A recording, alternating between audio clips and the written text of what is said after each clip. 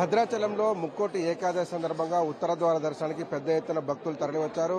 ఉదయం 5 గంటలకే స్వామివారి ఉత్తర ద్వార దర్శనాన్ని కల్పించినటువంటి దేవస్థాన అధికారులు కనీవిని ఎరుగని ఏర్పాటు చేశారు. దాదాపు 1 లక్ష మంది పైగా భద్రాచలం స్వామివారిని దర్శించుకుంటారనేటువంటి అంచనా నేపథ్యంలో భద్రాచలంలో భారీ ఏర్పాటు చేశారు. ప్రస్తుతం మనం వీవీఐపీ క్యూ లైన్ దగ్గర ఉన్నాం. ఎంత పెద్ద ఎత్తున క్రౌడ్ ఉందో అర్థం చేసుకోవచ్చు.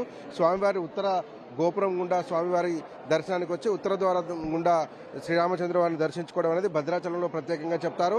ముక్కోటి ఏకాదశి, వైకుంఠ ఏకాదశిగా పిలిచేటువంటి ముక్కోటి శోభకు భద్రాచలానికి ఒక ప్రత్యేకత ఉంది. మనతో పాటు ఆలయ అర్చకులు జాయిన్ అవుతున్నారు. అయ్యా చెప్పండి, ఈ ముక్కోటి ఏకాదశి యొక్క ప్రత్యేకత ఏంటి? ఈ రోజు దర్శనానికి ఉన్నటువంటి ప్రాశస్త్యం ఏంటి?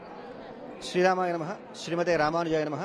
భద్రాచల రామచంద్రమూర్తికి జరిగేటువంటి ఉత్సవాలలో శ్రీరామనవమి తర్వాత వార్షిక ఉత్సవాలలో అంత గొప్పగా జరుగుకునేటువంటి ఉత్సవము ముక్కోటి ఏకాదశి. దీనికి వైకుంఠ ఏకాదశి అని పేరు.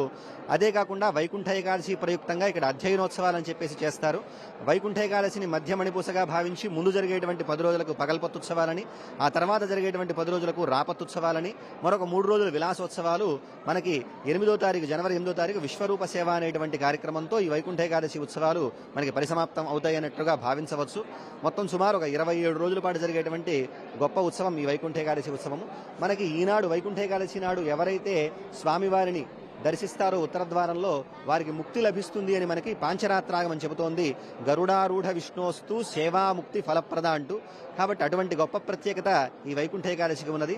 అంటే ఈ వైకుంఠ ఏకాదశి ఎలా ఏర్పడుతుంది అంటే సూర్యుడు గనక ధనుర్రాశిలోకి ప్రవేశిస్తే వచ్చేటువంటి శుక్ల ఏకాదశికే మనకి వైకుంఠ ఏకాదశి అని పేరు. అందుకనే తెలుగు వారికి చాంద్రమానాన్ని సౌరమానాన్ని రెండింటిని పాటించడం జరుగుతుంది. సౌరమాన ప్రకారం సూర్యుడు ధనుర్రాశిలోకి ప్రవేశిస్తాడు. అలా ప్రవేశించిన తర్వాత వచ్చేటువంటి ఏ శుక్ల ఏకాదశి అయితే ఉంటుందో దాన్ని వైకుంఠ ఏకాదశి అంటారు. అందుకనే మనకు ఒకసారి మార్గశిర మాసంలోనూ ఒకసారి పుష్యమాసంలోనూ ఈ వైకుంఠ ఏకాదశి రావడం జరుగుతుంది. అలాగా ఈనాడు మార్గశిర మాసంలో ఉన్నటువంటి ఈ ఏకాదశి నాడు మనకి ముక్కోటి ఏకాదశిని మనం జరుపుకోవడం జరుగుతుంది. పైగా ఈ ఏకాదశికి ఇంకొక ప్రత్యేకత, గీతా జయంతిగా దీన్ని కొనవేయడం జరుగుతోంది. మనకి భగవద్గీత భగవానుడు ఉపదేశించినటువంటి రోజు ఈ రోజు. అలా భగవద్గీత పుట్టినటువంటి రోజు కూడా ఈ రోజు. కాబట్టి రెండూ కలిసి రావడం అనేది చాలా విశిష్టమైనటువంటిది. అంతేకాకుండా ఏకాదశ్యాంతు భద్రాద్రౌ ఉపవాసం కరోతి యః జాగరం కురుతే రాత్రౌ సగచ్చతి పరమం పదం అంటూ మనకి బ్రహ్మపురాణం ఇక్కడ ఉన్నటువంటి ఏకాదశి యొక్క ప్రత్యేకతను తెలియజేస్తుంది. ఎవరైతే ఏకాదశి నాడు స్వామివారిని సేవిస్తారో, ఉపవాసం ఉంటారో, జాగరణ చేస్తారో వారికి తప్పకుండా ముక్తి లభిస్తుంది అనేటువంటిది మనకి బ్రహ్మపురాణం చెబుతోంది. ఆ విధంగా ఇక్కడ భద్రాచలంలో జరిగేటువంటి ఏకాదశి ఉత్సవానికి చాలా ప్రత్యేకత అనేది ఉన్నది. ఏటా వచ్చేటువంటి భక్తుల కంటే ఈసారి క్రౌడ్ పెరిగినట్టుగా ఉంది. ఎంతమంది వచ్చి ఉంటారు అనేటువంటిది మీ అంచనా? సాధారణం కంటే సుమారు దాదాపుగా ప్రతి సంవత్సరం కూడా వేలల్లోనే వస్తుంటారు. దానికి మించినటువంటి జనాన్ని ఇప్పుడు మనం చూస్తూ ఉన్నాము.